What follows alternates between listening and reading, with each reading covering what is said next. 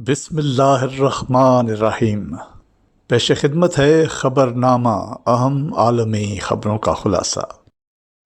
امام جماعت احمدیہ عالمگیر حضرت مرزا مسرور احمد خلیفۃ المسیح الخامس ایدہ اللہ تعالی بنصرہ العزیز نے اپنے خطبہ جمعہ فرمودہ 19 اپریل سن 2024 کے اختتام پر جنگی حالات کے اختتام اور فریقین کے پرامن رہنے اور مسلم امہ کے اتحاد کے لیے دعا کی تحریک فرمائی۔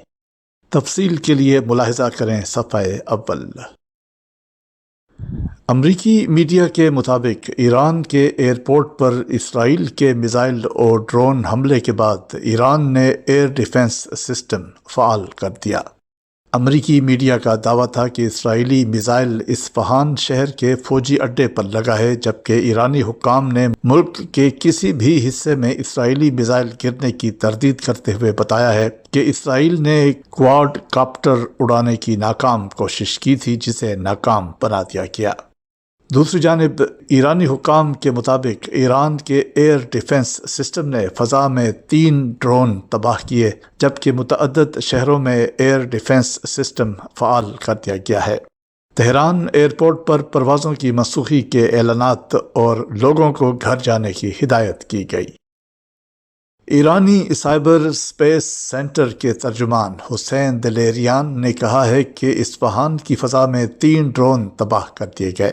میزائل حملے کی ابھی کوئی اطلاع نہیں۔ حکام کا کہنا ہے کہ اسرائیل نے کواد کاپٹر اڑانے کی ناکام کوشش کی، جسے مار گرایا گیا۔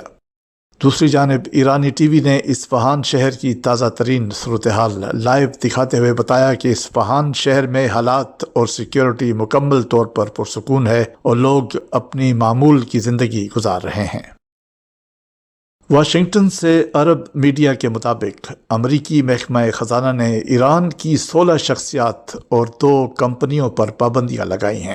پابندیوں میں شامل کمپنیوں نے اسرائیل پر حملے میں استعمال ہونے والے ڈرونز کے انجن بنائے تھے۔ دوسری جانب برطانیہ نے بھی 7 ایرانی شخصیات اور 6 کمپنیوں پر پابندیاں لگائی ہیں۔ پابندیوں میں شامل افراد اور کمپنیوں کا تعلق ایرانی میزائل اور ڈرون بنانے والی صنعتوں سے ہے۔ یوکرین کے ساتھ ہونے والی جنگ میں روسی فوجیوں کی ہلاکتوں کی تعداد 50,000 سے تجاوز کر گئی ہے۔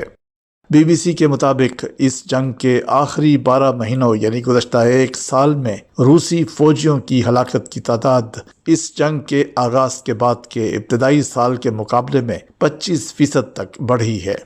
بی بی سی اور آزاد میڈیا گروپس کی تحقیق کے مطابق روس اور یوکرین کے درمیان جاری جنگ کے دوسرے سال میں 27,300 روسی فوجی ہلاک ہوئے۔ دوسری جانب روس نے اس رپورٹ پر تبصرہ کرنے سے انکار کر دیا ہے۔ تحقیق کے دوران رضاکاروں نے روس اور یوکرین کے درمیان شروع ہونے والی جنگ کے بعد 70 قبرستانوں میں روسی فوجیوں کی قبروں کی تعداد گنی ہے۔ سیٹلائٹ کی مدد سے لی جانے والی تصاویر سے اندازہ ہوتا ہے کہ روس میں واقع قبرستانوں میں توسیع کی گئی ہے۔ ہلاک ہونے والے روسی فوجیوں کی تعداد کا درست اندازہ لگانے کے لیے بی بی سی نے اوپن سورس انفارمیشن، سرکاری اور سوشل میڈیا رپورٹس کا جائزہ لیا ہے۔ ایرانی وزیر خارجہ حسین عبداللہیان نے سلامتی کونسل اجلاس میں خطاب کرتے ہوئے کہا کہ ایران اب تک کافی تحمل کا مظاہرہ کر چکا ہے۔ اسرائیل نے ایرانی مفادات کے خلاف مزید فوجی کارروائی کی تو فیصلہ کن اور مناسب جواب دینے سے گریز نہیں کیا جائے گا۔ خطے کی سنگین صورتحال کے پیش نظر تنازع کو مزید بڑھنے سے روکنے کے لیے اقوام متحدہ کو موقع دینے کو تیار ہیں۔ امریکہ نے نیو یارک میں موجود ایرانی وزیر خارجہ کے وفد پر سفری پابندیاں عائد کر دی ہیں۔ ایرانی وفد اقوام متحدہ ہیڈ کوارٹر کے اطراف 2 بلاک کے اندر تک محدود رہے گا۔ وائٹ ہاؤس نے ایران پر اسرائیل کے حملے پر تبصرے سے گریز کرتے ہوئے کہا ہے کہ حملے سے متعلق فی الحال بیان نہیں دے سکتے۔